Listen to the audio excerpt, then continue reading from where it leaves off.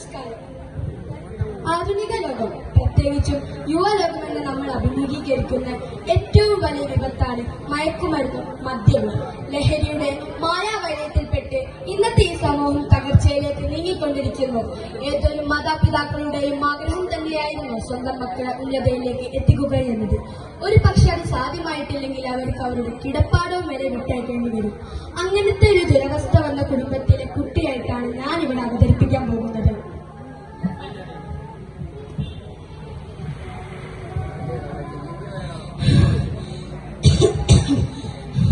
അമ്മേ അമ്മേ അമ്മേ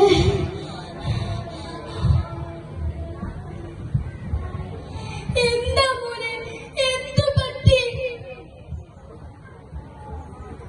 അമ്മേ വെള്ളമാണമ്മേ.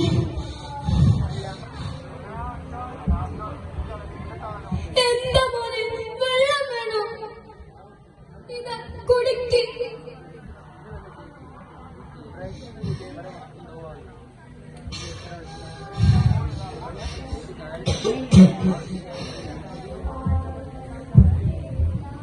എന്താ മോനെ ഇങ്ങനെയൊക്കെ ചെയ്യാ? ഇതിനെല്ലാത്തിനും കാരണം നിന്റെ ഒടുക്കത്തെ വാശിയല്ലേ. നമുക്കാണ് ലഭിച്ചതോ? നിനക്ക് നിന്റെ ജീവിതം പോയി, നമുക്ക് നമ്മുടെ കിടപ്പാടവും പോയി.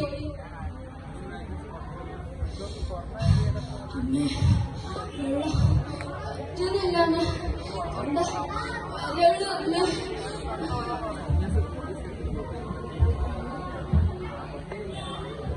അമ്മയുടെ മോക്ക് അറിയണ്ട. നിന്റെ അച്ഛ ഇവിടെ കേട്ടു പോകുന്ന അച്ഛൻ പറഞ്ഞു. എന്റെ ഒന്നും മിണ്ടുണ്ട്. നിന്റെ അച്ഛൻ വരുന്നത്. ഈ വത്സലെ, നിന്നോട് ഞാൻ പലവട്ടം പറഞ്ഞിട്ടുണ്ട് ഈ അസുഖത്തിനെ എങ്ങോട്ടേക്ക് കൊണ്ടേക്കളയാൻ. ഇപ്പം കാരണം എനിക്കെന്റെ നാട്ടിലിറങ്ങി നടക്കാൻ പറ്റാതെ വെറും പട്ടച്ചാറയും കുടിച്ച് നടന്ന് എനിക്കും കിട്ടി മയക്കുമരുന്ന് ലക്ഷ്യന്റെ പേരുള്ളതാണ്. ഇവനിത് ഞാൻ അയ്യോ അച്ഛ ഒന്ന് ചെല്ല, ഒന്നും ചെല്ല അച്ഛ. അയ്യോ ഏട്ട, എന്റെ മകനൊന്നും ചെയ്യില്ല. ഇവനെയും കൊണ്ട് ഞാൻ എങ്ങോട്ടെങ്കിലും പൊയ്ക്കോളാം, എങ്ങോട്ടെങ്കിലും. അങ്ങനെയാണ് നിനക്ക് നല്ലത്. അല്ല, ഇവൻ ആരായി വളർത്തുന്ന പറഞ്ഞ? ഡോക്ടറോ എഞ്ചിനീയറോ? ഇവൻ ഒരുത്തം കാരണം ഇവർക്ക് വേണ്ടി ജീവനം പോയി. ഇവൻ എനിക്കിന്റെ വചനം കിടപ്പിടം എല്ലാം പോയി. ഞാൻ ഇനി ഇങ്ങോട്ട് വരും. അപ്പോഴേക്കും ഇവനിവിടെ കണ്ട പറഞ്ഞയക്കും. അമ്മ, ഞാൻ കാരണം അമ്മയ്ക്ക് പുറത്തിറങ്ങി നടക്കാൻ പറ്റുന്നില്ലല്ലേ. ഇതിനെല്ലാത്തിനും കാരണം നശിച്ച കൂട്ടുകെട്ട അമ്മ, നശിച്ച കൂട്ടുകെട്ട അമ്മ.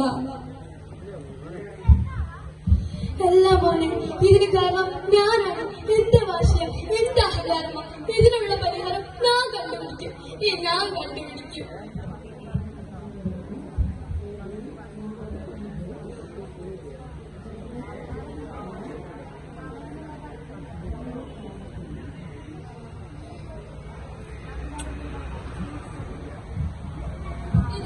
അമ്മയുടെ മോൻ നിറച്ചും കഴിക്കും, നിറച്ചും കഴിക്കും.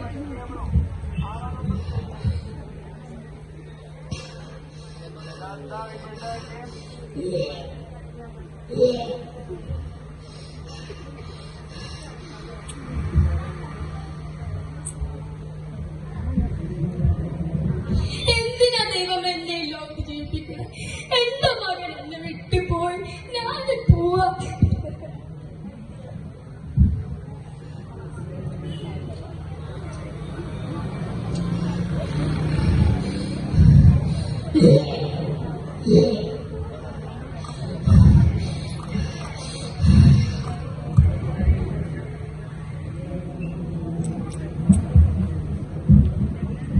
നോക്കൂ കൂട്ടുകാരെ, നാം ലഹരിക്ക് അടിമപ്പെടുകയാണെങ്കിൽ നമുക്കും മാത്രമല്ല, നമ്മുടെ കുടുംബത്തിനുമല്ല, ആ സമൂഹം തന്നെയാണ് തകർച്ചയിലേക്ക് മൂക്കടിച്ചു വീഴുന്നത്. നമ്മൾ ഇതിനേക്കാൾ വലിയ വിപത്തിന് ഒരുമിച്ച് പൊരുതേ പോലെ ഇതിനെയും പൊരുതണം. എല്ലാ മാതാപിതാക്കളും സ്വന്തം മക്കളെ ശ്രദ്ധിക്കുക. നന്ദി, നമസ്കാരം.